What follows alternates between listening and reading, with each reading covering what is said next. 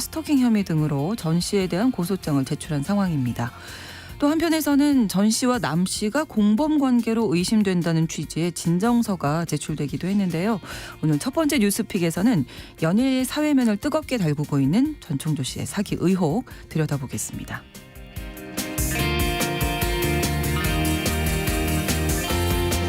고용노동부가 지난 4월부터 모성보호신고센터를 개설하고 육아휴직, 출산휴가 등을 제대로 지키지 않은 사업장에 대한 신고를 받았습니다. 6개월 만에 총 220건이 접수됐는데요. 특히 임신이나 육아휴직을 이유로 퇴사를 종용하는 사례들도 있었다고 합니다. 이 세계 꼴찌 수준의 출산율임에도 여전히 일을 하면서 아이를 낳고 키우는 건 쉽지 않은 상황임을 보여주고 있는 것 같은데요. 두 번째 뉴스픽에서 현장에서 벌어지고 있는 모성보호법 위반 실태 들여다보겠습니다. 11월 1일 수요일 신성원의 뉴스 브런치 문을 열겠습니다.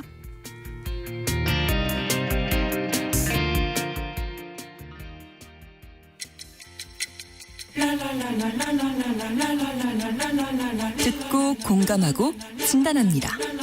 우리 사회를 바라보는 새로운 시선. 신성원의 뉴스 브런치 뉴스픽. 뉴스 브런치 청취자 여러분과 함께 소통하며 만들어갑니다. 실시간으로 유튜브 통해서 보실 수 있고요. 여러분의 의견 기다리고 있습니다. 짧은 문자 50원, 긴 문자 100원이 드는 샵 9730, 우물정 9730번으로 문자 보내실 수 있고 라디오와 콩 앱으로도 많은 의견 보내주시기 바랍니다. 수요일의 뉴스픽 시사인 임지영 기자, 강전혜 변호사 두 분과 함께하겠습니다. 어서 오세요. 예, 안녕하세요. 강전혜 변호사입니다. 네, 안녕하세요. 자, 오늘 첫 번째 뉴스픽 이제 말씀을 드렸는데 연일 사람들이 모였다 하면 이 얘기 네. 지난주부터 많이들 나누셨던 걸로 알고 충격적인 있는데 사건입니다. 그렇습니다. 전 펜싱 국가대표 남현희 씨의 결혼 상대로 알려졌던 전총조 씨 관련 이 사기 사건 들여다보겠습니다. 자, 일단 어제 이 전총조 씨가 경찰에 체포가 됐고 지금 여러 가지 혐의를 받고 있어서 일단 어떤 혐의인지 임지영 기자님 정리해 주시죠. 네, 전 펜싱 국가대표 남현희 씨가 23일에 결혼 발표했는데 네. 그 상대인 27살 전총조 씨가 일주일 만에 사기하고 사기 미수 등의 혐의로 체포가 됐습니다. 언론 인터뷰에서 전 씨는 본인은 미국 출생이고 재벌가 3세고 또 글로벌 IT 기업 임원 재직하고 있다 이렇게 화려한 이력을 소개했는데요. 네. 그 인터뷰가 나간 다음에 이 모든 내용들이 허위고 본인이 사기를 당했다 이런 의혹까지 불거졌습니다. 경찰이 들여다보고 있는 것도 이 사기 혐의인데요. 네. 전 씨는 그 재벌 혼외자라는 점을 계속해서 강조하면서 한 20대 여성에게 동업을 제의했고 1,500만 원 상당의 돈을 대출받아달라고 요구한 혐의로 지난 25일에 서울 강서경찰서에 고발을 당했습니다. 네. 또 이튿날에 또 다른 피해자가 나왔어요. 그 8월 말에 어플 개발 투자 명목으로 2천만 원을 가로챘다. 이런 내용의 고소장도 접수가 됐고요. 또 전 씨 사기 정황은 그 남현희 씨 조카 상대로도 있었던 것으로 알려지고 있는데요. 네. 자신에게 돈을 투자하면 1년 뒤에 돈을 불려주겠다 이러면서 세 차례에 걸쳐서 억대의 돈을 가져간 것으로 전해졌습니다. 경찰은 우선은 전 씨에 대해서 출국금지 조처를 내렸고 두 건의 고소고발을 서울 그 송파경찰서에서 병합해 조사하기로 했는데요. 어제 체포를 한 다음에는 그 전 씨 거주지도 압수수색을 하고 있습니다. 그 호화 생활에 사용한 자금 출처를 추적하고 조사 결과에 따라 구속영장을 신청할 방침입니다. 그러니까 계속해서 뭔가 피해 사례들이 나오고 있는데 네. 최근에는 그 전 씨가 그 펜싱 학원에서 일을 했는데 1인당 3억 원에 달하는 아이비리그 진학 대비 고급 교육 프로그램을 이제 소개하겠다 하면서 학부모를 상대로 돈을 가로채려고 했다 이런 주장까지 나오고 있는 상황입니다. 예, 사기 혐의가 너무나 여러 건에 금액도 엄청나게 크네요. 네. 근데 여기에 아동학대 혐의 또 스토킹 혐의도 받고 있잖아요. 네, 그 전 씨는 아동학대 혐의로도 경찰에 입건돼서 수사를 받고 있는데요. 지난 8월 말부터 지난달 초 사이에 남현희 씨 어머니 집에서 남현희 씨의 중학생 조카를 전 씨가 골프채로 여러 차례 때린 혐의를 받고 있습니다. 경찰이 언론에 얘기한 걸 보면 아동보호 전문기관으로부터 112 신고를 접수받아서 사건을 수사하고 있다. 그러니까 그 조카를 비롯한 그 남 씨 측에서 네. 아동보호 전문기관에 연락을 한 것으로 네, 추정이 네. 되죠. 그래서 사건 관계자 진술을 듣기 위해서 출석 일정을 조율하고 있는 상황이다라는 게 전해졌고요. 네. 스토킹 혐의도 있어요. 다들 아시겠지만 이제 남 씨가 언론 보도 이후에 전 씨에게 이별을 통보를 하니까 통보를 하고 자기 어머니 집으로 이동을 한 상황이었는데 그렇죠. 전 씨가 그 어머니 집에 찾아가서 여러 차례 문을 두드리고 초인종 누르고 이런 이후에 스토킹 신고로 경찰이 현행범으로 체포를 했습니다. 네. 일단 사기를 이제 내가 재벌 혼외자다 이 부분을 강조하면서 벌인 건데 네. 이게 어떻게 수사를 하고 처벌은 어떻게 받게 될까요? 일단은 돈을 건넨 피해자들이 있는 것으로 지금 보이거든요. 그렇죠. 고소고발 사건들도 들어가고 있고 여기에는 형법 347조에서의 사기가 될 가능성이 높습니다. 사기는 사람을 기망하여 그러니까 속여서 재물의 교부를 받거나 재산상 이익을 취득한 자를 처벌하는 규정인데요. 네. 10년 이하의 징역 또는 2천만 원 이하의 벌금에 처하게 됩니다. 그리고 대출을 받아달라라고 했는데 뭐 대출 실행이 안 돼서 돈을 못 줬다라는 지금 피해자들도 있거든요. 이런 분들도 돈을 주지는 않았지만 사기 미수 이건 실행에 착수가 있었다고 보는 거거든요. 왜냐하면 네. 전청조 씨가 그 피해자들에게 일단 뭐 대출 한번 실행해 달라라고 그 요구를 했던 거니까요. 네. 그러면 이것도 별건으로 사기 미수의 죄로 처벌을 받게 됩니다. 그리고 남현희 씨에 대해서도 뭐 명예훼손이라든지 이건 뭐 지금 공범이라든지 이런 거 우리가 나중에 다시 얘기를 해봐야겠지만 네. 이런 부분에 있어서도 명예훼손 같은 게 가능성이 있고요. 서로 지금 뭐 방송에서 좀 폭로를 하고 있는 상황인데 네. 진술이 굉장히 엇갈리고 있어요. 그래서 이런 것들은 아마 이후에는 수사기관에서 대지신문 같은 게 있을 수도 있고 그리고 폰에서 뭐 포렌식 같은 거를 통해서 그동안에 뭐 문자 메시지라든지 아니면 통화를 할 때 자동으로 녹음 기능을 쓰시는 분들이 있거든요. 네, 그러면은 남현희 씨가 이 상황에 대해서 알고 있었느냐 거기에 대해서도 한번 경찰에서는 들여다보게 될 것 같습니다. 네. 그리고 전청조 씨 같은 경우에는 언론의 보도에 따라 좀 다른데 작년 8월에 출소했다는 얘기도 있고 올해 1월에 출소했다는 얘기도 있고 그렇거든요. 그렇죠. 네. 어쨌든 작년 8월이든 올해 1월이든 간에 과거에 교도소에서 형을 살았고 그리고서는 출소를 한 다음에 3년 안에 이렇게 또 죄를 저지르게 되면 형법상 누범이라는 규정에 걸려요. 그렇게 되면은 장기의 2배. 형기에 있어서 정해져 있는 것 장기의 2배로 가중처벌을 받게 됩니다. 네. 그리고 제가 늘 말씀드리는 그 대법원 양형위원회에 있어서 양형 기준표가 있는데 만약에 똑같은 사기다라고 했는데 왜 초범은 그래도 뭐 벌금이나 집행유예 그렇죠. 나오고 네네. 또 여러 번 사기를 친 사람 같은 경우에는 조금 더 형이 높아지는 거 이제 우리가 일반인의 상식으로 알고 있잖아요.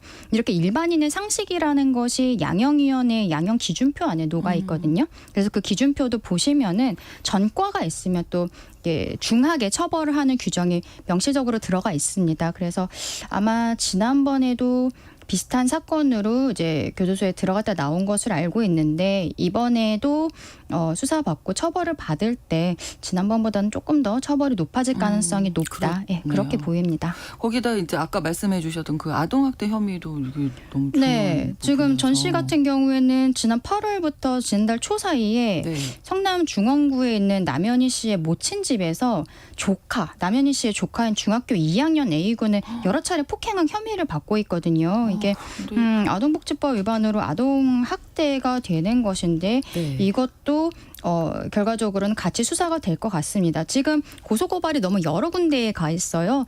강서경찰서에 들어가 있는 것도 있고 또 이 아동학대 사건 같은 경우에는 이게 성남중원구 소재이기 때문에 그러면 성남중원경찰서가 관할이 되거든요. 근데 그동안에는 전청조 씨가 송파구 소재 이제 주상복합에서 거주했던 것을 알려져 있잖아요. 그래서 경찰에서는 일단 전 씨에 대해서 여러 가지 사건들이 한 군데 경찰서에서 진행을 하는 게 아무래도 속도가 좀 빨라집니다. 그렇죠. 예, 그럴 수밖에 없어서 요거를 서울 송파경찰서에서 병합을 해서 조사하기로 결정을 했다고 합니다. 근데 이 기사들도 보고 뭐 인터뷰 내용도 보고 하면 계속 어떻게 속았을까?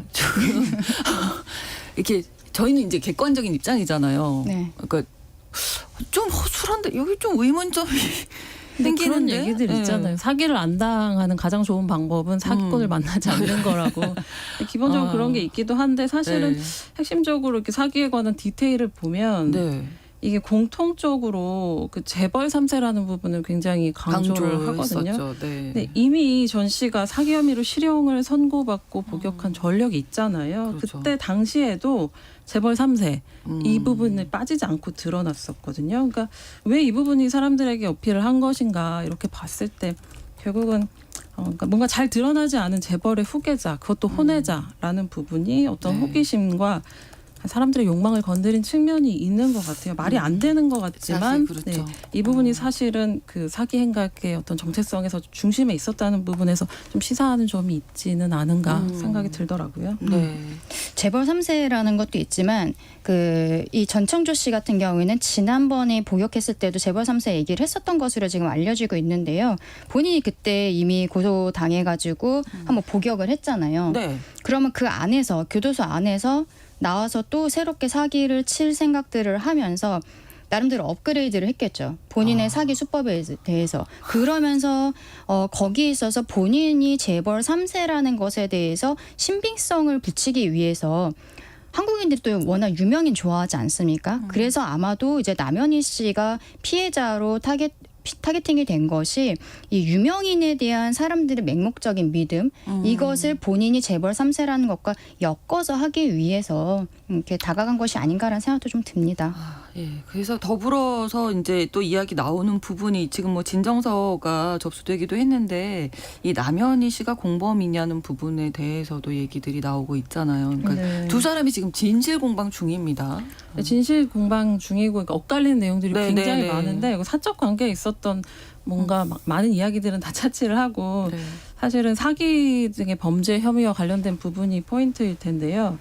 재벌 3세 사칭한 걸 언제 알았는지 그렇게 했을 때 남현희 씨가 언제 이 사실을 인지했는지가 사실은 공범 여부에서 중요한 포인트니까요.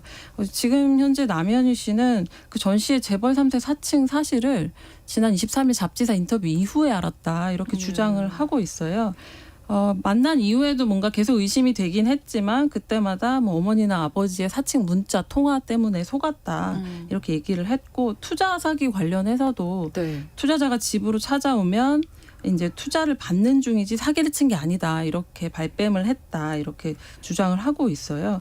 그래서 결과적으로는 최종 목표가 본인이었던 것 같고 얼굴과 이름이 필요했던 것 같다 이러면서 완전히 속았다는 입장을 언론 통해서 계속 피력을 하고 있는데 전 씨는 또 그거에 대해서 부정하고 있죠.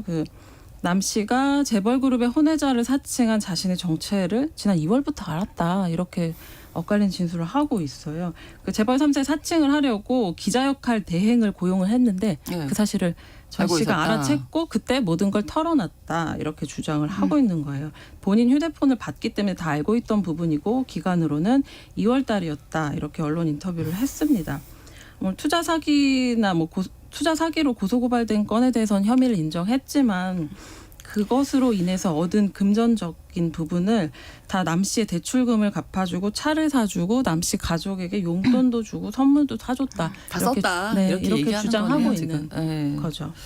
그러면 어떻게 되면 이 남현희 씨가 공범 가능성이 예를 들자면 지금 이상하다 좀 의심을 네. 했다고 하잖아요. 그럼에도 그냥 넘어가는 거잖아요. 네. 이럴 때도 뭐 공범 이렇게 볼 수 있나요? 이거 형법상의 문제랑 민법상의 문제를 좀 나눠서 생각을 해야 될 것 같은데요. 형법상의 문제는 교도소 가는 거에 대한 문제고 민법은 피해자들에게 누가 돈을 지급을 해야 되느냐, 그렇죠. 이 손해배상을 해야 되느냐의 문제가 되는데요. 네. 형법에 있어서의 문제를 보면 이런 사기 행각에 있어서 남현희 씨의 가담 정도가 이제 문제가 될 겁니다. 그러면 처음부터 서로 간에 뭐 어떤 기능적인 지배가 있었다, 같이 한 거다. 네, 그 정도 네. 수준이라면 공동정범, 그러니까 그냥 공범이 되는 거예요. 그런데 만약에 전청조 씨가 이렇게 하는 거에 대해서 그냥 방조를 하고 있었다, 그냥 두고 있었다, 내 이름을 쓰면서 그렇게 하고 있었지만 좀 의심스럽기는 한데 이제 뭐 미필적 고의라고 표현을 하거든요. 네. 그런 게 있어서 두고 있었다라고 하면은 방조범 정도로 처벌을 받을 수 있습니다. 방조범 같은 경우는 형이 낮아지거든요. 그냥 공범일 때보다. 네. 근데 만약에 정말로 아무것도 몰랐다. 거의 전청조 씨는 남현희 씨를 도구로 네, 이용했다. 거의 의식이 없는 상태의 이제 사람을 쓰는 도구로 이용했다 정도 수준에 불과했다라면은 무죄가 나올 수 있습니다. 만약에 기소가 된다고 해도. 네. 그래서 지금 남현희 씨가 이 상황에 대해서 언제부터 인지했는지 그리고 어느 본인이 정도 인식을 어디까지 알고 돈을 있었는지. 받고 있는 거에 있어서 어디까지 관여를 했는지가 문제가 되는 게 이 공범이냐 그냥 단순 방조범이냐 혹은 무죄로 가는 것이냐 이거의 문제거든요. 그리고 네. 민법상에 있어서 돈을 돌려줘야 되는 주체 손해배상 책임은 당연히 첫 번째는 전청조 씨가 돈을 줘야 되는데 네. 만약에 이게 형사적으로 뭐 공동정범이나 방조범 정도로 처벌을 받게 됐다. 그러면은 이 남현희 씨도 전정조 씨의 피해자에게 같이 손해배상을 해줘야 되는 법적인 책임이 발생을 할 수가 있습니다. 네. 그래서 일단은 형사적인 문제가 조금 정리가 돼야 민사적으로도 피해자들이 손해배상 책임 소송을 할 때 그때 피고로서 전청조 씨뿐만이 아니라 남현희 씨도 지정을 할 수 있지 않을까 싶습니다. 지금 뭐 그 언론과 인터뷰에서 전청조 씨가 남현희 씨 측에 다 사용이 됐다 이렇게 주장을 하고 있잖아요. 네. 그러면 이게 남현희 씨가 만약에 뭐 공범이 됐다 뭐 이렇게 될 경우 이걸 법적으로 물건들이나 뭐 이런 것도 다 그렇죠. 범죄 수익금으로 산 거다. 그리고 그거를 이제 받은 사람 남현희 씨도 그걸 알고 있었다라고 하면은 네. 기본적으로 범죄 수익금에 대한 환수 조치. 그거는 이제 나라에서 하는 거고요. 형법적인 네. 형사적인 처벌에 있어서 부가적으로 들어가는 것이 되니까요. 그렇게 될 수 있고 그리고 아니면은 지금 그 피해자들이 요 동산들이잖아요. 자동차도 그렇죠. 지금 3억 상당의 자동차를 거의 현금으로 샀다는 것이 드러나 있는 상황인데 남현희 씨의 명의로 되어 있죠. 그러면 이 차라든지 아니면 이 고가의 물건들 SNS에 올렸던 이런 물건들에 대해서 동산에 대해서 가압류 같은 거를 신청을 한 다음에 요거를 팔지 못하도록 네. 지금 뭐 강서구 의원 김민석 의원 같은 경우는 이거 팔지 말고 갖고 있다는 거 뭐 인증해라 지금 그렇게까지 네, 말을 네. 하고 있는 것으로 알고 있는데요. 그러면은 사실 남현희 씨가 이제 공범이 될지 안 될지는 뭐 좀 더 봐야겠습니다만 제가 피해자들의 변호사라면 일단은 남현희 씨 소유로 되어 있는 그 3억 상당의 자동차 그리고 이제 고가의 물건들에 대한 가압류 같은 거 신청은 한번 해볼 수 있지 않을까. 근데 물론 신청을 한다고 해서 법원에서 다 받아주는 건 아니에요. 네. 법원에서 봤을 때 신청한 내용이 법원에 설득할 정도로 소명이 되어야만 가압류 결정이 나오는 거거든요. 그거는 한번 좀 그 피해자들의 변호사들 측에서 검토를 해봐야 되지 않을까라고 생각이 듭니다. 네. 지금 뭐 남현희 씨도 사기 혐의로 전청조 씨를 고소를 했고 지금 방금 얘기 나왔던 남 씨와 전 씨 사기 공범 의혹을 제기한 서울 강서구 의회 김민석 구의원을 또 무고와 명예훼손으로 남 씨가 네. 고소한 상황이라는 부분도 말씀드리고요. 여기에서 이제 이 많은 스캔들 같은 이슈에 가려져 있는 게 남현희 씨가 운영했던 펜싱 아카데미에서 성폭행 사건이 있었거든요. 이 얘기를 해볼까요? 네, 그 펜싱 아카데미에서 근무하던 20대 코치가 있는데 여중생 한 명을 수개월 동안 성폭행을 하고 여고생 한 명을 6개월 넘게 강제추행한 혐의로 경찰 조사를 받고 있었거든요. 그런데 지난 7월에 그 조사 받던 중에 코치가 돌연 숨진 채 발견이 되어서 수사가 종결됐어요. 그래서 실체적인 진실이 그렇게 드러나지는 않은 사건인데요. 네. 그 펜싱 아카데미 대표인 남 씨는 물론이고 그때 당시 공동대표로 알려졌던 전 씨도 경찰 신고 이전부터 이런 사건에 대해서 알고 있었다는 정황이 그런 게 담긴 동영상이 언론에 공개되기도 했거든요. 네. 특히 남 씨 같은 경우에는 그 경찰에 신고하기 6개월 전인 지난해 12월에 이미 피해자 어머니와 면담을 가진 것으로 확인이 됐다고 해요. 그런데 곧바로 조치를 하지 않았고 결국 경찰에 신고가 될 때까지 또 다른 피해를 이제 낳은 거라는 게 언론의 보도입니다. 그러니까 코치의 미성년자 성폭력 의혹을 알고도 묵인했다는 의혹이 제기되고 있는 거죠. 그래서 이제 비판을 받으니까 언론 인터뷰에서 전 씨가 이제 잘못한 부분을 인정한다면서도 그동안 말을 못했던 이유에 대해서 전 씨가 뭔가 해결을 많이 해줄 것처럼 의지를 많이 한 상황이었다 이렇게 얘기를 하고 있거든요. 근데 또 두 사람이 만난 건 1월이라고 인터뷰를 한 상황이기 네. 때문에 네. 인지한 건 지난해 12월로 또 그 파악이 전이니까. 되고 네. 이것도 약간 사실관계에서 좀 뭐가 맞는지 알 수 없는 부분인 것 같아요. 네. 네. 그 가해자는 지금 스스로 목숨을 끊는 상황이고 그러면 이 성범죄는 누가 책임을 질 수 있을까요? 그렇죠. 기본적으로는 가해자가 책임을 져야 되는데 가해자는 이미 사망을 한 상황입니다. 하지만 지금 여기에 있어서 남현희 씨가 문제가 되는 부분은 뭐냐면 아동학대 사건에 있어서는 이거를 인지를 한 시설의 운영자 같은 경우에도 신고 의무자로 되어 있거든요. 법상 뭐 네. 많이들 아실 텐데 뭐 어린이집 원장이라든지 네, 이런 네. 사람들이 아이가 뭐 몸에 멍이 있고 그래서 학대가 의심이 되는 경우에는 신고 의무자란 말이에요, 법적으로. 그렇기 때문에 지금 남현희 씨 같은 경우는 펜싱 아카데미에서 이것을 알았을 때 신고 의무자로 볼 수 있을 것 같은데 본인이 그거를 전혀 신고를 하지 않고 이게 사건이 진행이 됐단 말입니다.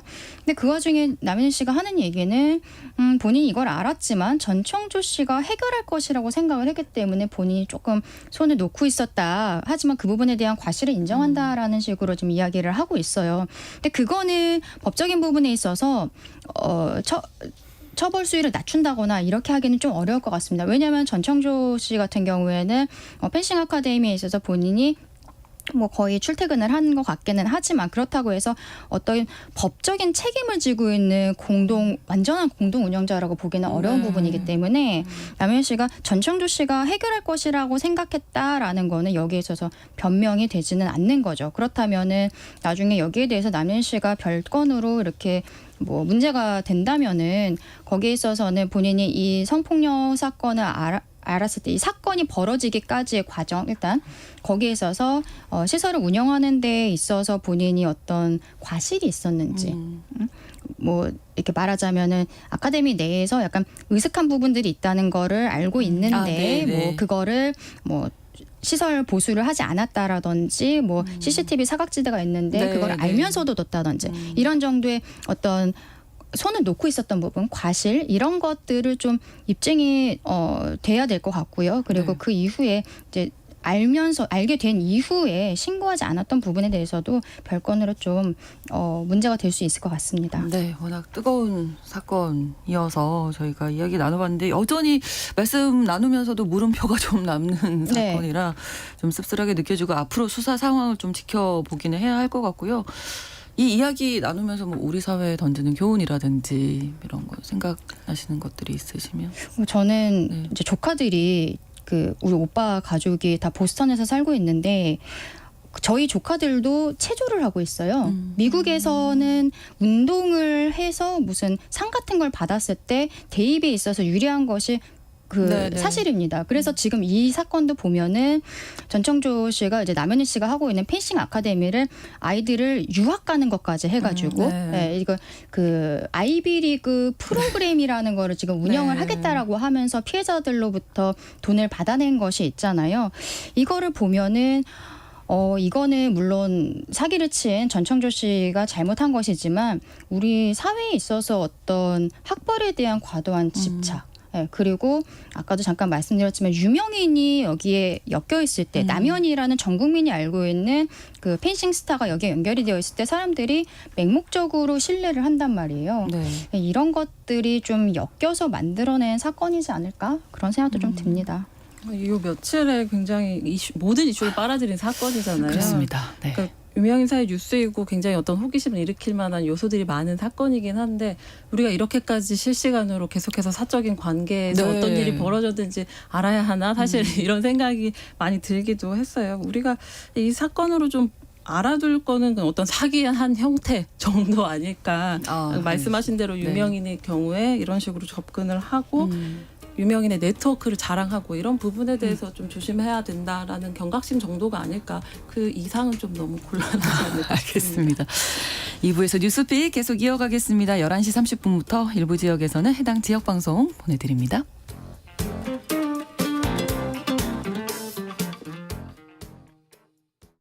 지금 시각은 11시 30분입니다. KBS 여러분은 지금 KBS 1라디오 신성원의 뉴스 브런치를 함께하고 계십니다.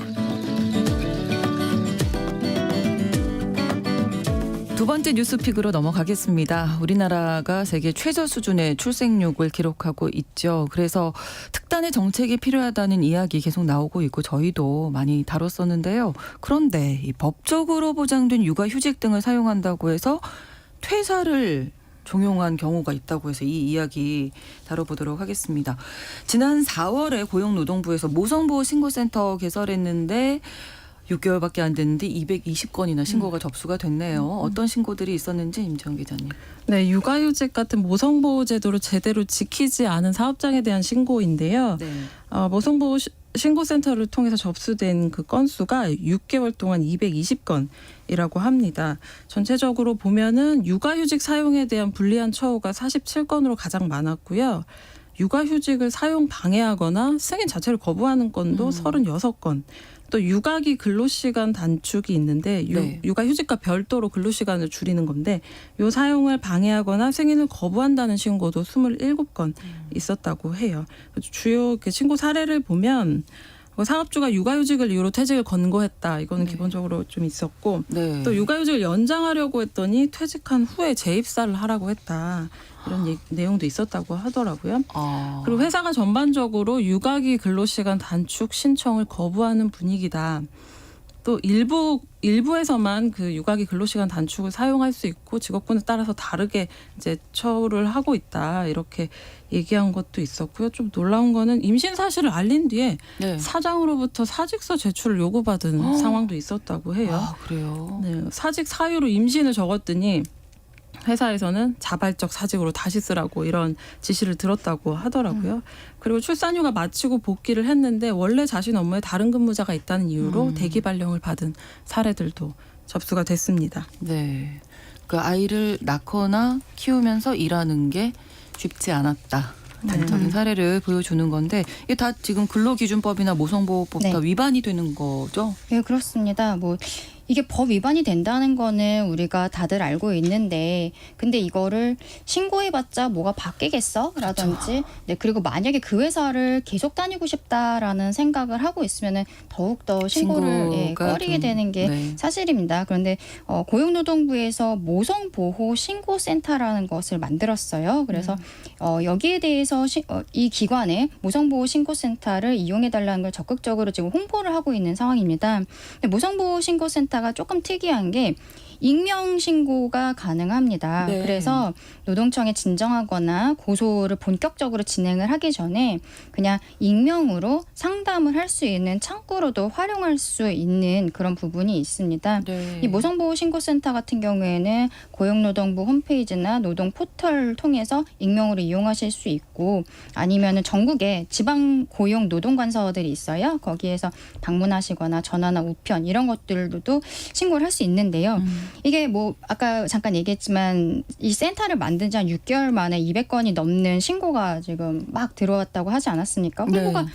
홍보가 그렇게 많이 됐던 거는 아닌 것 같은데도 이렇게 많이 들어왔던 걸 보면은 아직 신고되지 않은 사건들이 많은 것으로 지금 정부에서 보고 있습니다. 그래서 정부는 이제 남은 2달 11월, 12월 2달 동안에 네. 모성보호제도 위반 집중 신고 기간이라는 것을 정했어요. 그래서 불법 행위는 엄정 처리하겠다라고 이야기를 했고 그런 가운데 우리 방송에서도 말씀을 드리고 있으니까 만약에 본인이 회사에서 이거 육아휴직 된 거 관련해서 이렇게 불합리한 처우를 받았다라고 생각하시는 분들은 네. 한번 익명으로도 이게 상담이 가능하니까 신고가. 네. 한번 이렇게 상담을 받아보시는 것도 좋을 것 같습니다. 네. 자, 최근에 또 일하는 30대 여성이 크게 증가하고 있다 이런 뉴스가 있더라고요. 네, 한국개발연구원이 30일에 보고서를 내놨는데 제목이 네. 30대 여성 경제활동 참가율 상승의 배경과 시사점입니다. 그러니까 30대 여성의 경제활동 참가율이 늘었다는 기본적인 그런 전제고요. 네. 그래서 구체적으로 보면 30살에서 34살 30대 초반기 여성의 경제활동 참가율이 75%예요. 이게 5년 전에 비해서 8.8%포인트나 뛴 거거든요. 네. 그리고 35살에서 39살 여성의 경제활동 참가율도 64.6%로 2.5%포인트 상승을 한 거죠. 이게 30대 남성의 경제활동 참가율이 5년 사이에 1.8%포인트 줄어든 거하고 비교하면 네. 대조적이죠. 8.88%포인트는 꽤 큰 비율인데 이게 그 여성의 경제활동 참가율을 가장 많이 끌어올린 요인으로 사실은 자녀가 있는 여성의 비중이 감소한 거다. 이게 사실 딜레마인데 여성의 경우에는 경력 단절에 대한 두려움이 굉장히 크잖아요. 그럼으로써 출산을 연기하거나 아이를 갖지 않기로 택한 경우가 많은데 그게 이번 통계에 영향을 미친 거죠. 네. 30대 초반 여성의 경우에 자녀가 있는 여성이 줄어들면서 이제 끌어올릴 경제활동 참가율이 5.3%포인트였어요. 전체 8.8%에서 5.3%포인트나 이제 차지한 거죠. 그러니까 아이를 가지지 않는 대신에 이를 선택하는 여성이 더 많아진 결과라는 뜻입니다. 일과 가정이 이제 같이 가야 되는데 둘 중에 하나를 선택할 수밖에 없을 때 이제 30대 이게 여성들이 일을 선택한다. 이 통계는 굉장히 웃픈 현실이라고 봐야 될 것 같은데 30대 여성의 경제활동 참여가 높아졌다라는 것은 어떻게 보면은 좋은 수치 아니야? 라고 생각할 수 있지만 결국엔 그거를 아이를 낳지 않는 것으로 갈아 넣은 수치가 네. 되었다는 거거든요. 최저 출산율이 될 수밖에 네, 없는. 우리가 조금 아까도 얘기했지만 육아휴직을 한번 쓰려고 해도 이거 쓰기도 어려운 상황에서 뭐 본인이 여기에서 그런 회사를 그만두게 되면 경력 단절 여성 같은 경우에는 그 다음에 본인이 원래 다니던 회사보다 조금 더 낮은 그 급여 수준이 낮은 곳으로 가야 된다는 거 그런 거 이제 거의 우리 사회에서는 통하는 상식이 되어버렸잖아요. 그리고 비정규직으로 안타깝죠. 가게 되는 부분. 그렇죠. 예, 이런 부분들이 있기 때문에 이런 통계가 나온 것 같아서 굉장히 좀 안타깝습니다. 이게 이제 지금이 문제가 아니라 국가의 미래와 관련이 되고 인구 감소뿐만이 아니라 감소가 되면 전체적인 경제 상황과도 연결이 되는 거잖아요. 그러니까 이게 심각하게 우리가 받아들여야 할 문제가 아닌가. 네, 이게 좀 그 딜레마인 게 30대 여성 경제활동 참가율 상승 때문에 앞으로 5년 동안 그 인구 감소에 따른 취업자 수가 위축되는 걸 방어할 수 있다고 해요. 그런데 그 주 원인이 사실은 저출산인 걸 감안하면 결과적으로는 큰 틀에서 그렇죠. 성장세가 좋은 게 둔화되고 이제 연금이나 뭐 정부 재정 악화 이런 게 뒤따를 수밖에 없는 그런 여건이 있는 것 같아요. 최근에 미국 경제학자 클라우디아 골딘이 노벨 경제학상 수상했잖아요. 그 간담회 때 한국 저출생에 대해서 얘기를 하면서 그 원인으로 직장을 지목을 했거든요. 그렇죠. 주목한 부분이 탐욕스러운 일자리인데 그거를 그리디 워크라고 하는데 그러니까 금융, 뭐 법률 이런 분야에서 이제 예측 불가능하게 굉장히 장시간 노동을 요구를 하는데 이걸 대가로 높은 임금을 지급을 하죠. 이 일자리는. 근데 만약에 남녀 둘 다 그 일을 하고 있었다고 하더라도 아이가 태어나면 필연적으로 한 명은 예측이 가능한 일자리를 옮겨야 하는데 그렇죠. 그게 주로 여성이라는 거고 그럼으로써 남녀 임금 격차가 커진다는 그런 얘기거든요. 한국 같은 경우도 지금 2021년 기준으로 남자가 100만 원을 벌 때 여자가 68만 9천 원을 번다고 해요. 이게 OECD 중에서도 굉장히 높은 수치인데 이렇게 평균 임금 격차를 가장 크게 만드는 강력한 요인이 아직까지는 경력 단절이고 이게 출산을 꺼리게 되는 강력한 요인인 것만은 확실한 것 같습니다. 네, 21세기임에도 일가정 양립은 여전히 약간 꿈 같은 이야기처럼 느껴지는 것이 너무나 씁쓸하고 안타까운데요. 정부가 자동 육아휴직제 도입을 검토 중이라면서요. 어떤 이런 환경들을 자꾸 만들어가야 할 텐데요. 네, 일단 출산 휴가가 끝나면은 그 이후에 육아휴직을 자동으로 쓸 수 있도록 하는 것으로 대통령 지속 저출산 고령사회위원회에서 이 방식을 지금 검토를 하고 있습니다. 줄여서 자동 육아휴직제라고 말을 하고 있는데요. 지금 뭐 만 8세 이하 또는 초등학교 2학년 이하 자녀가 있는 경우에 근로자가 양육을 위해서 휴직을 신청하는 경우에 사업자가 이를 허용해야 되는 그런 시스템으로 되어 있거든요. 그런데 이제 그게 아니라 처음부터 일단 자동으로 신청이 들어가고 만약에 근로자가 스스로 저는 지금 육아휴직을 쓰지 않겠어요 라고 하면은 오히려 지금 쓰지 않는 사람이 거기에 대해서 신청을 내는 형태로 이것을 바꾸겠다라고 하고 있습니다. 네, 좀 어떤 정책들이 필요하다고 보시는지. 근데 육아휴직을 기본적으로 한국이 확대하는 정책을 계속해서 추진해 왔거든요. 여성 경력 단절을 막기 위한 방법인 건 아는데 사실은 실제로 사용하는 사람들을 보면은 대체로 300인 이상 대기업이에요. 그렇죠. 여성 같은 2021년 기준인데 그 대기업에서 출산한 여성의 76.6%가 사용을 했는데 5인 미만 기업에서는 1%대거든요. 그 격차가 굉장한 거죠. 중소기업일수록 이제 대체 인력을 구하기도 어렵고 이런 부분이 있는데 그리고 또 육아휴직 기간이 길다고 반드시 꼭 좋은 건 아니거든요. 여러 연구 보면은 길게 사용할수록 사실은 직장 복귀율이 떨어지고 네. 복귀하더라도 승진에서 배제되는 그런 방식으로 직장을 계속 유지하는 비율이 떨어지게 되는 거죠. 그러니까 육아휴직 확대 자체는 좋지만 이 고용이 안정된 일부 공공부문의 어떤 제한은 그 육아휴직 혜택을 보는 단위를 보면 그쪽에 이렇게 집중돼 있다는 점도 좀 고려해 봐야 될 부분인 것 같습니다. 전체적으로 출생률을 좀 높이면서도 이제 육아하는 여성들이 경제활동 좀 불안하지 않도록 최소한 출산 휴가, 육아휴직 쓸 때 좀 눈치는 안 볼 수 있도록 그래서 제가 아까 네, 분위기가 좀 고용노동부 그 신고센터 네네네. 말씀을 드리면서 익명으로 신고할 수 있으니까 한번 상담해 보세요라고 말씀을 드렸는데 네. 아까 얘기를 할까 말까 하면서 어제 이거 방송 준비하면서 생각을 했는데 제가 만약에 회사를 10인 회사를 다니고 있어요. 근데 우리 회사에 어렵죠. 그럼 여성이 나오니까. 3명이고 출산 여성. 지금 출산을 앞두고 있거나 이제 끝난 사람은 익명이 들어간다 한두 명이다. 한데? 그러면 익명으로 신고를 해도 실제로는 회사 내에서는 이게 신고가 들어오면은 회사 사장님한테 이제 그 센터에서 뭐 소명하라는 이게 갈 거 아니에요. 그럼 회사 내에서는 익명이 아니란 말이에요. 그렇죠. 그래서 이런 부분들에 있어서 중소기업에서 이런 걸 신고를 했을 때 처우가 불리해진다든지 네. 눈치 보이는 부분에 대해서 좀 더 디테일한 사실은 이런 프로그램들이 생겼으면 좋겠다라는 생각을 했습니다. 전체적인 인식도 많이 바뀌어야 할 것 같습니다. 수요일에 뉴스픽 마무리하겠습니다. 시사인 임지영 기자, 강전혜 변호사 두 분과 함께했습니다. 고맙습니다. 네, 감사합니다. 고맙습니다. 신성원의 뉴스 브런치는 여러분과 함께합니다. 짧은 문자 50원, 긴 문자 100원이들은 샵 9730. 무료인 콩앱과 일라디오 유튜브를 통해 참여해주세요.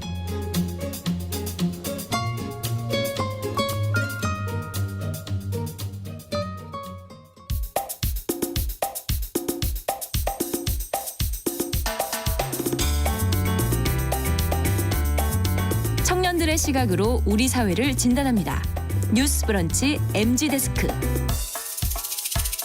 MZ세대의 고민과 이 시대를 살아가는 방법 그리고 그들의 트렌드 듣습니다. MZ데스크 시작하겠습니다. 대학내일 20대 연구소 이혜인 수석, MZ세대의 트렌드를 쉽고 빠르게 전달하는 미디어 캐릿의 이시은 에디터 두 분과 함께합니다. 어서 오세요. 안녕하세요. 지난주에 저희가 막 이렇게 노래도 들으면서 맞아요. 했었습니다. 네.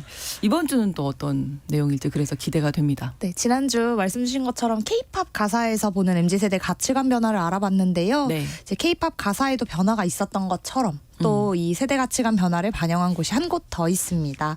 바로 우리가 자주 보는 여러 가지 컨텐츠 시장들이 그곳인데요. 그렇죠. 네, 이번 주에는 드라마, 영화, 웹툰들을 살펴보면서 요즘 세대는 또 어떤 가치관을 갖고 사는지, 이것들이 우리가 자주 보는 이 TV 콘텐츠들에는 어떻게 반영되고 있는지를 한번 함께 살펴보면 좋을 것 같습니다. 재밌을 것 같습니다. 네. 예전 콘텐츠도 어떤 그 구성들이 네. 있었잖아요. 맞아요. 전형적인. 전형적으로 저도 사실 어릴 때 좀 일찍이 드라마나 영화를 보면서 자란 편이어서 네. 아마 이 얘기 들으시면 청취자분들도 공감하실 수 있는 소재가 많으실 거예요. 네. 크게 세 가지로 나눌 수 있습니다. 첫 번째는 네. 90년대 2000년대 초반까지만 해도 명랑소녀 성공기가 굉장히 많았습니다. 네네. 네, 심지어는 이 명랑소녀 성공기라는 타이틀을 가진 드라마가 장나라 있기도 씨가 했어요. 주연했던. 맞아요. 네. 그래서 이 스타일들의 플롯은 주로 약간 이런 구성입니다. 뭐 가난한 집이나 약간 어려운 환경, 뭐 혹은 어떠한 계기로 어려운 환경이 된 이제 그렇죠. 집에서 자라고 있는 여주인공이 씩씩하게 살다가 약간 우연히 부잣집 왕자님이랑 만나요. 그리고 이 사이가 그렇게 좋지는 않아요. 처음 만남은 보통 안 좋게 시작하는 편. 티격태격하다가 맞아요. 정들고 계속 만나다가 또 맞아요. 결혼하는 그 뭐 연애하는 과정에서 집안과 갈등을 겪어요. 왜냐면 맞아요. 차이가 너무 심하기 때문에. 그렇죠. 이런 거에서 펼쳐지는 이야기를 다루는 게 요 플롯이라고 볼 수 있습니다. 아마 요 플롯에 이제 등장하는 배경에는 당시 여성의 사회 활동이 사실 지금만큼 많지는 않았던 것 같아요. 그래서 그렇죠. 이런 지점들을 반영하고 있습니다. 아무래도 이제 대부분은 여성 주인공이 겪는 서사를 중심으로 이야기 드라마들이 좀 전개되다 보니까 네. 이제 모진 시련과 갈등을 겪더라도 이것을 좀 씩씩하게 이겨내는 이런 여주 이야기를 많이 다뤘던 것 같아요. 네, 그래서 흔히 뭐 신데렐라 이야기라고 해서 맞아요. 저는 이때 학교 다닐 때 이제 뭐 비평해봐라. 어. 이 이야기에서 어떻게 이 구조를 어떻게 비평할 것인가 뭐 이런 얘기했던 기억이 나는데 뭐 그 외에도 또 많은 것들이 있죠. 한동안에 이 이야기 진짜 많았거든요. 맞아요. 드라마에. 그리고 나서 두 번째로 좀 등장하는 것 중에 하나가 이거는 약간 뮤직비디오 같은데 특히 더 네. 많았던 소재였던 것 같아요. 남녀 주인공 중 한 명이 불치병에 걸려서 비극적인 죽음을 맞이하거나 뭐 이런 맞아요. 것들이 이제 이 이야기의 배경이 되는 소재가 많았습니다. 맞아요. 저도 기억납니다. 네. 그 가을 동화나 뭐 그렇죠. 여름 향기 그리고 또 천국의 계단 예. 정말 기억이 나는데 뭐 사랑은 돌아오는 거야 그런 유명했던 근데 제가 정말 어렸을 때 봤던 드라마였는데 정말 이게 너무 충격적인 줄거리여가지고 아직까지 기억이 나거든요. 정말 어렸을 때 보셨군요. 네. 전 좀 커서 봤는데. 그때도 이제 좀 불치병에 걸려서 이렇게 건강이 맞아요. 안 좋은 주인공 이렇게 나왔잖아요. 맞아요. 이런- 주로 네. 백혈병. 맞아요. 주인공이 정말 많았던 것 같아요. 이렇게 그때는 아파서. 이제 의학적으로 발전이 좀 덜 됐던 시기이기도 하니까 난치병, 불치병이 더 네. 많았고 맞아요. 그게 이제 이 연애나 사랑의 소재가 됐던 것 같아요. 맞습니다. 특히 주인공들이 연약하고 좀 보호해야 할 대상의 모습으로 비춰지기는 그렇죠. 했었죠. 네. 그래서 저희 케이팝 가사 얘기할 때 이제 주인공들이 뭐 순애보, 나 여기서 기다릴 거야, 뭐 청순가련, 첫사랑, 아련한, 뭐 애절한 이런 감정들에 대해서 많이 이야기했었는데 네. 요 화자랑 좀 연결되는 모습이 드라마 그럼요. 뮤직비디오에서도 굉장히 많이 있었습니다. 네, 그리고 또 세 번째 마지막으로는 사실 이 모든 게 꿈이라니 이런 결말이 굉장히 많았어요.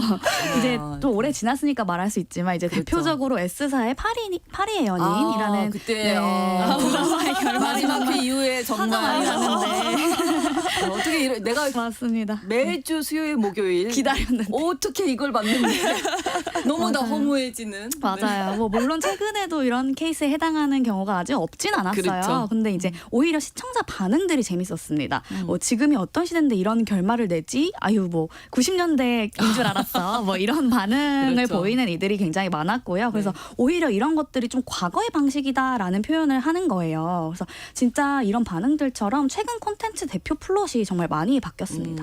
어떻게 달라졌는지 이제 요즘 상황을 좀 볼까요? 네, 뭐 우선 앞선 모습과 다르게 이제 네. 여성이 이제 임원이나 대표로 오. 나오는 콘텐츠 굉장히 맞아요, 맞아요. 많아졌고요. 맞아요. 가령 여름 향기에서 아까 설명했던 것처럼 가련한 첫사랑의 주인공으로 나오던 손예진 씨도 네. 최근에는 각종 드라마에서 CEO나 맞아요. 후계자로 등장하기도 하고요. 그렇죠. 그리고 또한 저도 이 드라마 굉장히 재미있게 봤는데 그 이보영 씨가 최근에 등장했던 그 드라마 대행사 속 캐릭터에서는 최초의 여성 임원을 다하는 그런 역할로 이제 등장을 하기도 했거든요. 네, 네. 네, 또 뭐 앞서서 전주에 말씀드렸던 그런 음악과 마찬가지로 이제 주체적인 여성에 대한 역할이 굉장히 많아졌다라고 해석할 수 있고요. 일하는 여성 비율이 정말 올라가고 있잖아요. 그리고 실제 젊은 MZ 임원 정말 많아지고 있거든요. 그렇죠. 네, 그래서 그런 분들이 이제 등장을 하다 보니까 이런 시대 문화가 드라마 속 캐릭터에도 반영이 된다라고 봐주시면 될 것 같습니다. 네, 맞아요. 앞선 그런 좀 동화, 뭐 신데렐라 스토리 같은 전개들이 정말 많이 없어졌고 좀 가사와 비슷하게 당당한 주체자 이런 등장인물들 정말 많이 등장해요. 네. 그러다 보니 주로 줄거리가 좀 나의 성공 혹은 다양한 직업관을 강조한 콘텐츠들이 좀 인기를 끌고 있습니다. 네, 네. 뭐 특정 직업의 모습을 좀 자세하게 묘사하면서 호평받는 드라마들이 많아요. 뭐 가령 의사생활 이런 부분들을 그린 슬기로운 의사생활 시리즈나 네. 지구대 생활을 그린 라이브, 소방대 옆 경찰서 네. 같은 드라마들이 굉장히 인기인데요. 사실 예전에도 뭐 직업 관련 드라마가 인기가 없었던 건 아니에요. 그렇죠. 네, 요것도 아까 말씀드린 대로 달라진 점이 반응에서 굉장히 많이 있습니다.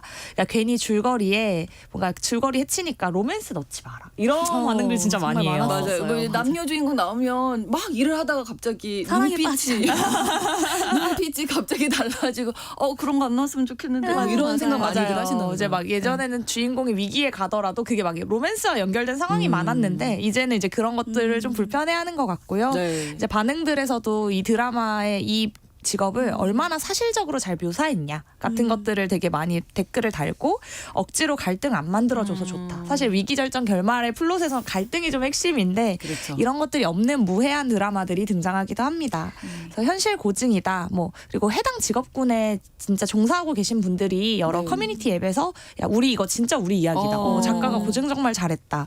그래서 생활상을 잘 반영한 좀 다큐멘터리나 브이로그 같다라고 느끼는 분들도 많았던 것 같습니다. 네, 또 그리고 또 시간이 흘러서 한동안 타임리프 플롯이 정말 많이 유행했어요. 과거로 돌아간다. 네. 주인공이 뭐 어떤 사건으로 인해서 과거나 미래로 가는 거예요. 그리고 평행 세계에서 줄거리가 이제 진행되는 그런 플롯을 말하는데 뭐 예전 드라마로는 나인이 있었고 그 이후로 이제 라이프 온 마스나 아는 와이프 그리고 고백 부부 또 이제 이런 플롯이었어요. 근데 네. 최근에도 반짝이는 워터멜론이라는 드라마가 네, 내가 네. 과거로 돌아가서 나의 엄마 아빠 연애를 돕는 줄거리로 또 인기를 끌고 있습니다. 그렇군요. 근데요, 요즘 지세대는 또 아예 이 타임리프를 넘어서 네. 회빙환 시리즈를 좋아하고 열광하고 있습니다. 신조어네요. 회빙화는 또 뭘까요? 요즘 대부분의 드라마나 영화가 네. 웹툰이나 웹소설 원작이라는 거 맞아요. 알고 계시죠? 네, 네. 그 웹툰이나 웹소설 업계에서 최근 유행하는 콘셉트 3가지를 줄여서 말한 단어인데요.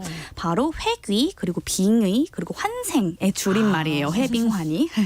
그래서 또 이걸 하나씩 설명을 해드리자면 네. 회귀물이란 주인공이 현재에서 과거로 회귀를 해서 지난 실수나 오해를 바로잡고 해피엔딩을 맞이한다라는 플롯이에요. 그래서 네. 시간을 거슬러서 자기가 이제 알고 있는 정보들이 있잖아요. 네, 그걸로 네. 이제 이득을 취하는 그런 게 이제 회귀물이라고 보면 되고 대표적으로 웹소설 중에서 언니 이번 생엔 내가 왕비야라는 그런 작품이 있습니다. 그래서 그 대표적인 이제 가장 인기가 많은 회귀물인데 약혼자랑 그리고 언니 그리고 부모님한테 모두 이제 버림을 받은 거예요. 그리고 14년 전으로 회귀를 합니다.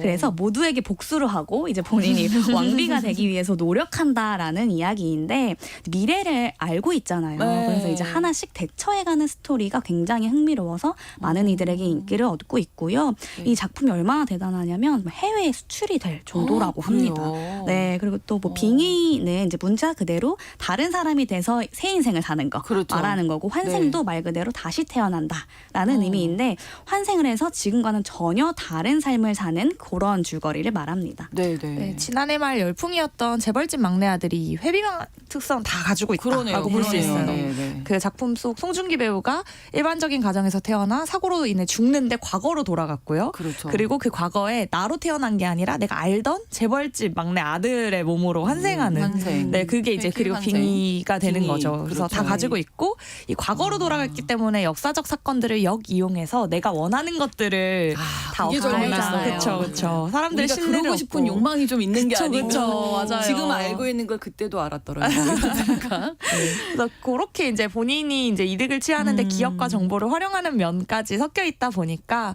이 드라마 주요 내용이 뭐 로맨스가 어떻냐보다는 재벌 3세를 정말 흉내를 잘 낼 수 있느냐, 뭐 그렇죠. 어떻게 회사를 잘 키워나갈 수 있느냐가 좀 메인이거든요. 그래서 이런 직업 성취적인 측면까지 같이 엮어서 좀 지세대가 반응할 만한 소재와 내용을 골고루 잘 섞었다라는 인식들이 많이 있었습니다. 근데 왜 요즘에 이렇게 회빙환 네. 시리즈가 유행이 된 걸까요? 아까 말씀 굉장히 잘해주셨어요. 근데 이에 대해서 정말 다양한 분석이 있는데 네. 최근에 그 김난도 교수팀의 트렌드 코리아 2024에 따르면 네. 육각형 인간에 따른 추구가 이런 회귀, 빙의, 환생 스토리에 더 열광하게 만드는 요인이 된다라고 분석을 했습니다. 육각형 인간은 뭔가요? 네, 육각형 인간은 외모, 성격, 학력, 그리고 직업, 자산, 집안 등 뭐 하나 약점 없이 완벽한 인간상을 선망하는 경향을 말해요.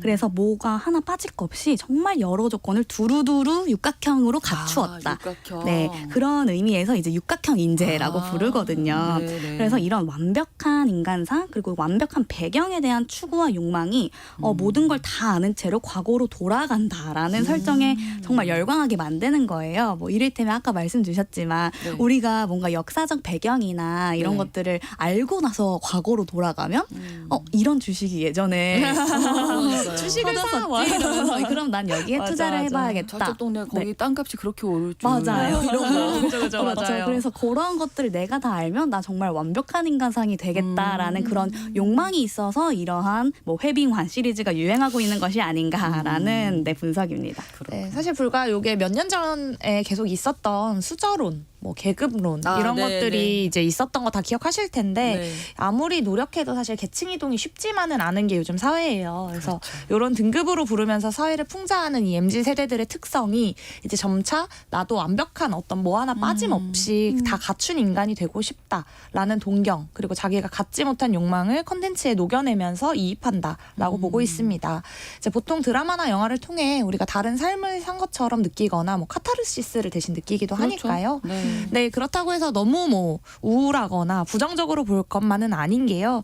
이런 육각형 인간, 뭐 나에 대한 완벽미를 추구하는 게 자기 발전의 동력이 된다라는 의견들도 많이 있습니다. 그렇군요. 그래서 여러 가지로 이런 걸 얻기 위해 노력하는 모습이 좋은 방향으로 나아가게 하기도 하고 이것들을 추구하겠다라고 하면서 나의 추구미가 이거야라고 이야기하는 친구들이 많아졌어요. 그러니까 목표 설정을 하고 그것들을 내가 달성하기 위해 어떻게 하고 있다라는 언어로 쓰는 거죠. 네. 그래서 이 계급이 사실 뭐 누군가에게 더 보이고 막 이렇게 뭐 구축하는데 좀 애쓰는 것처럼 보이기도 하시겠지만 네. 뭐 현실에서는 치열하게 살되 콘텐츠에서는 이거를 그냥 다 가진다면 어떨까라는 것들을 그냥 치트키처럼 쓰는 주인공을 그냥 어떨까 하고 이입해서 본다라고 봐주시면 될 것 같습니다. 네. 최근에 그 드라마 영화들 보면 원작이 웹툰이나 웹소설인 경우가 많아서 이쪽 시장을 좀 잘 봐야 된다면서요? 네, 향후 K 콘텐츠, 뭐 한류로 대박나는 콘텐츠들이 네. 이 웹소설 IP를 활용할 가능성이 굉장히 크다고 보고 있습니다. 네. 앞서 말씀드린 작년에 유행했던 드라마 대부분 웹소설이나 웹툰 원작이 맞아요. 많았거든요. 네, 네.